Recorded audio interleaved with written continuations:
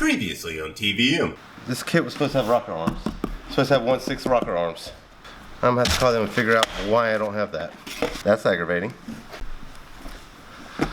Oh, I was wrong. This does not come with a timing set. It does not come with rocker arms. But the guy who I'm building this motor for is here. And last Friday, when we were going through ordering all this type stuff, he was here. And I accidentally, because he showed up, I got to stop. I didn't stop recording. I didn't hit the button to stop, and I forgot that I had the camera recording while I called comp cams. So I'm gonna go home and review that footage, because I'm pretty sure, because even he was like, yeah, that guy said 1/6 rocker arms. Hold on 1 second. Hello? Hey sir, how you doing? I'm doing well. I was wanting to check with you guys and see if y'all had something comparable to this camshaft I'm looking at. Okay, that's even nicer than that. I like that a lot better. And is that, like, so this one just has to be put together. I'm not gonna be able to get like a kit that comes with a timing set, comes with the lifters, comes with the... Well, I tell you what, I got a cam that's the exact same thing that we can do it with. The lift just gonna be bigger. The lift is gonna be bigger? How much bigger? 570 and 565, but it comes with springs and everything. Alright. And the only reason why is because it's with a 1/6 rocker. Gotcha. Okay, so the rocker is what's giving it that big lift. It's not the cam itself. Gotcha. And what's the kit number on that one? It's going to be K07-466-8. So it's K07-466-8. So the guy from Comp Cams is why I'm so confused. He told me that this kit came with 1/6 rocker arms. I would not have randomly been like, hey, does that kit have 1/6 rocker arms? So I'm about to get aggravated. Luckily, like I said, that block is still being held up, so it didn't even matter if this was correct or not, because I don't even have the block to work on. So this is not holding the build up, at least. At least I got that going for me. Either way, it's annoying.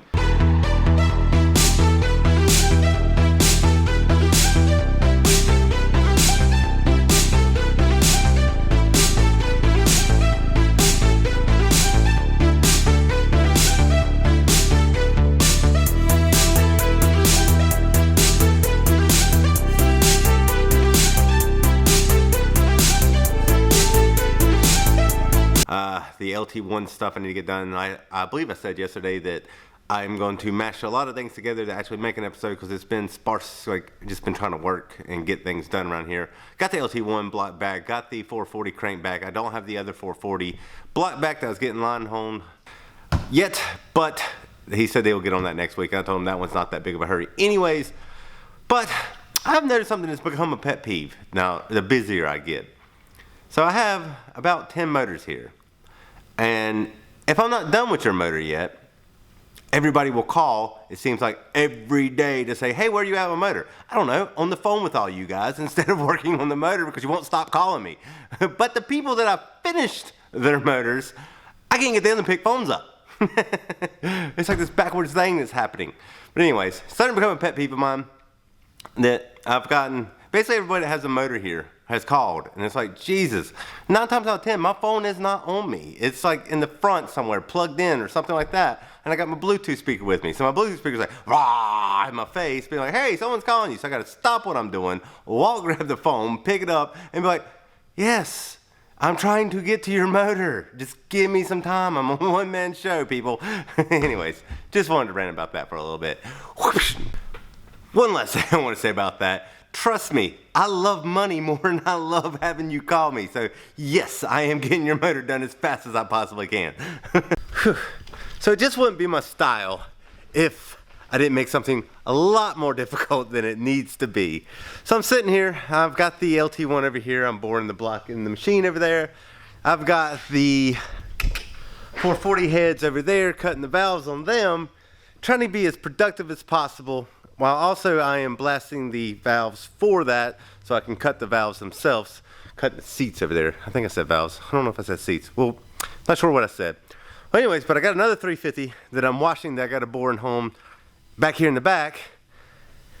And I forgot to pay my water bill. So to give you kind of a back history on this, when I bought this company, it was Triad Engine Exchange. Well, I changed it to Triad Engine Performance, as you know, the shirt says, and all that good nonsense.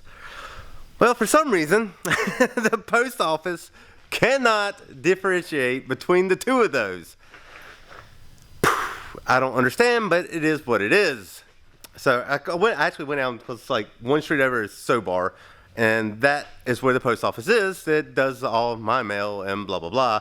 I went down and talked to the postmaster and was like, hey, I changed the name of my company, but the previous owner did a change of address with his trade engine exchange. And so now all my mail goes to his personal address. Anyways, went and talked to them. They were basically like, oh, well, there's nothing we can do about that. Our system just won't pick that up. There's not enough the amount of characters that they read is less. So like the triad engine. Engine. As far as the letters, I guess is what they're saying their system reads, which kind of, I mean, you're the government. Whatever. This is ridiculous. I don't get it. I don't understand it. But they're telling me there's nothing they can do about it. So I don't get my bills.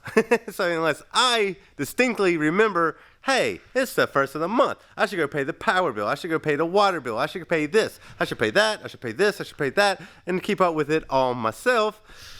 Which gets tiresome considering I have a house also, which means I have all those same bills. Again, I got to make sure that I pay at the beginning of every month. Except for I get a letter that tells me, or an email, or something that notifies me, hey, you have something to do. But I don't get that luxury here. So every now and again, I forget to pay the water bill. They come cut it off. I got to go get it cut back on. But back to the point of, it's not me if I don't make it as difficult as possible on myself. I left my wallet at home. So I'm sitting here washing stuff. I went to go wash my hands so I could start working on stuff because I was kind of dirty. And I had no water. So then I was like, well, I'll just go pay it. I grabbed my wallet and I'm like, oh, wait, I don't have my wallet. So I had to call my wife. She's like, yes, it's here at the house. I had to drive all the way home to get my wallet, to drive all the way back to pay the water bill. And luckily, the lady did say that they do work until 7. So there's a possibility I might get water back today.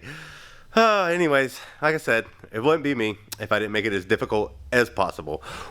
Another vlog has come to an end, which means it's time to smash this like button right here. Click on the share button over here. Share this vlog with anybody you think might find it interesting. Comment down below. Let me know what you thought about the vlog. If you haven't yet, make sure you subscribe to my channel. Ring the bell. That way there you'll get the notifications, and we will talk with you later. Whoosh.